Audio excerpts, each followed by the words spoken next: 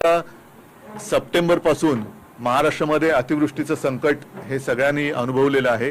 त्याच्यानंतर आपत्ती म्हणून ती जाहीर करायला पाहिजे होती। ओला दुष्काळ ही संज्ञा नाही म्हणून तुम्ही ते संकट टाळू शकत नाही। त्या संकटाच्या दृष्टीने त्यांनी जे काही आतापर्यंतच्या इतिहासातलं सगळ्यात मोठं पॅकेज जाहीर केलं त्या पॅकेजचा पत्ता नाही। आता या शेतकऱ्याला कर्जमुक्ती करायला पाहिजे। कर्जमुक्ती करू हे त्यांनी निवडणुकीच्या आधी जाहीर केलं होतं, पण जिंकून आल्यानंतर अगदी आपले अर्थमंत्री जे म्हणाले की जिंकण्यासाठी आम्हाला असं बोलावंच लागतं, हे एवढं खोटं बोलणारं सरकार आहे की ज्यांनी केंद्राला प्रस्तावच पाठवला नव्हता आणि प्रस्ताव पाठवला नाही हे जाहीर झाल्यानंतर हे लोकांना कळल्यानंतर घाईघाईने आता गेल्या महिन्याच्या शेवटच्या आठवड्यामध्ये प्रस्ताव पाठवला। आता तो प्रस्ताव गेल्या काही दिवसांपूर्वी गेलेला आहे, त्याच्यावरती अभ्यास कधी होणार, केंद्राची कमिटी कधी येणार, मग तिथून तिथली तिजोरीची चावी कोणाकडे, त्या तिजोरीतनं राज्याच्या तिजोरीत पैसा कसा येणार आणि त्या राज्याच्या तिजोरीतनं माझ्या शेतकऱ्याच्या खात्यात पैसा कधी जाणार याच्याबद्दल काहीच मुख्यमंत्री बोलत नाहीये। एक मिनिट थांबा, एक विषय करा ना।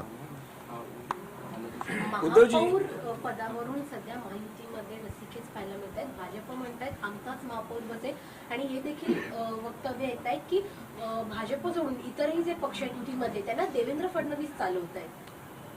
ठीक आहे, ते तिन्ही पक्षाचे नेते एकच आहेत।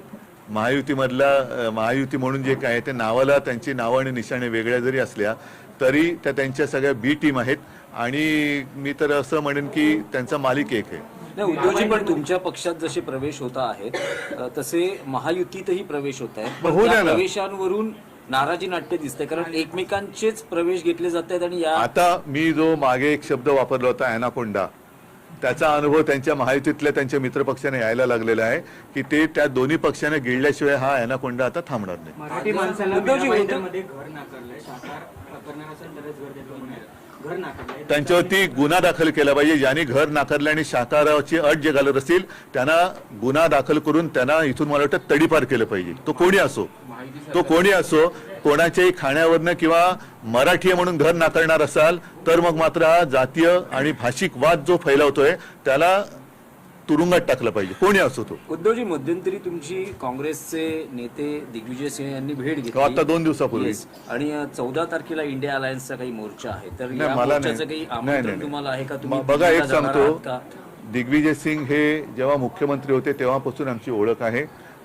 माझ्या बरोबरीने ते त्यावेळेला अगदी वेगळा विषय राजकारणापेक्षा हे ते जंगलात सुद्धा आलेले आहेत, बांधवगड असेल, बांधवगडमध्येच, आणि तेव्हापासून आमची एक चांगली ओळख आहे। बऱ्याच वर्ष नंतर ते घरी आले, मला वाटतं 2 दिवस ते मुंबईत होते आणि त्यांचा निरोप आला की मी भेटू इच्छितो, म्हटलं या घरी। तर असं त्याच्याकडे लगेच राजकारणाच्या नजरेने बघण्याची गरज नाही, ती आमची वैयक्तिक भेट होती आणि त्याच्यासाठी ते त्यावेळीपासून म्हणजे किती 2010च्या आधीपासूनची गोष्ट असेल, कारण मागे आले होते घरी तेव्हा माननीय बाळासाहेब तेव्हा होते, म्हणजे त्यानंतर ते आता आलेले। उद्धवजी, पण महायुती एकसंघपणे मुंबई महापालिका निवडणुका लढवेल असा एक काय जोरदार तर्क लढवला, ते विश्लेषण केलं जातं। अशा त्यांना आघाडीचं काय? ऐका, महायुती काय तुम्ही म्हणालात एकसंघपणे, म्हणजे एकत्रितपणे, नाही, हा शब्द फार महत्वाचा आहे, त्याला दोन्ही बाजूला कॉमा करा, कारण ते आता जे काय त्यांचा जो दिसलेला एकसंघपणा तो त्यांची गरजचोर आणि वैद्यमरो आहे। आता या निवडणुकामध्ये त्यांचं भांडण करून झालेलं आहे, फोडाफोडी करून झालेले आहेत। महापालिकेत त्यांना काही करून कब्जा पाहिजे आणि कब्जा मिळवण्यासाठी ते कोणत्याही थराला जाऊ शकतात, तो थर त्यांनी यावेळेला दाखवलेला आहे। बरं ऐका, माझं काय म्हणणं की आता एक प्रवेश झाले आहेत, देवेंद्र फडणवीस रिपोर्ट कार्ड मागवत होते प्रत्येक मंत्र्यांचं, तुम्ही त्यांचं रिपोर्ट कार्ड काय सांगता? 1 वर्ष पूर्ण झाले, त्यांना खरं म्हणजे सरकारला डिपोर्ट केलं पाहिजे। रिपोर्ट कसले मागतात? चला, हा, जय माता, चला।